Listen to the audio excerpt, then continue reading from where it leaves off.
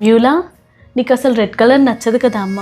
ఎందుకు నీ బర్త్డేకి అంతా ఖర్చు పెట్టి రెడ్ కలర్ శారీ కొన్నావు? ఒకప్పుడు నచ్చేవి కాదక్క, ఇప్పుడు నచ్చుతున్నాయి. ఎక్కువగా అవే కొంటున్నాను. ఓకే, మరి ఏముండవు birthday special? Fish fry, chicken curry అక్క. అదేంటమ్మా, నువ్వు నాన్ వెజ్ తినవు కదా, నాన్ వెజ్ వండావా? ఒకప్పుడు నాన్ వెజ్ అస్సలు నచ్చేది కాదు, ఇప్పుడు వండుతున్నాను, తింటున్నాను కూడా. ఏంటమ్మా, ఏంటి మార్పులన్నీ? ఒక వ్యక్తిని ప్రేమిస్తున్నామంటే ఆ వ్యక్తి కోసం ఎంతైనా మారతాం కదక్క. మా ఆయనకి ఇవన్నీ ఇష్టం అక్క, మా ఆయన కోసమే ఇవన్నీ చేస్తున్నాను. నిజమే, ఒక వ్యక్తిని ప్రేమిస్తే ఆ వ్యక్తి కోసం ఎంతైనా మారుతాం. మరి దేవుని నువ్వు ప్రేమిస్తున్నావా? అక్క, అందుకే కదా క్రమం తప్పకుండా మందిరానికి వస్తున్నాను, లెక్క తప్పకుండా కానుకలు ఇస్తున్నాను.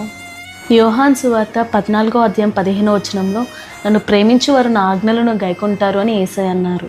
నిజంగా దేవుని ప్రేమిస్తే మన భక్తి మందిరానికి రావడం, కానుకలు ఇవ్వడంతో ఆగిపోదు. క్రీస్తు సమరూపంలో చెక్కబడటానికి ఆయన ప్రతి ఆజ్ఞను నెరవేరుస్తాం. ఆయన కోసం చెక్కబడతాము, చక్కబడతాము. కానుకలు ఇస్తున్నా అన్నావు కదా, కానుకలు మాత్రమే నీ ప్రేమకు సంకేతం కాదమ్మా. ఒకసారి సమూయేలు సౌలుతో ఏమన్నారో తెలుసా? బలులు అర్పించుట కంటే మాట వినుట శ్రేష్టము అని. ఒకసారి మనం ఆత్మవిమర్శన చేసుకోవాలమ్మా. దేవుని ప్రేమిస్తున్నామా లేదా దేవుని ప్రేమిస్తున్నామా అనే భ్రమలో ఉన్నామా అని. నిజమే అక్క, తెలియకుండానే ఒక రిలీజియస్ క్రిస్టియన్స్గా మిగిలిపోయాం. ఇకపైన దేవునితో నిజమైన రిలేషన్షిప్ కలిగి ఉండడానికి ప్రయత్నిస్తాను. నా ఇష్టాన్ని కాదు, ఇక ఆయన చిత్తాన్నే ప్రేమిస్తాను.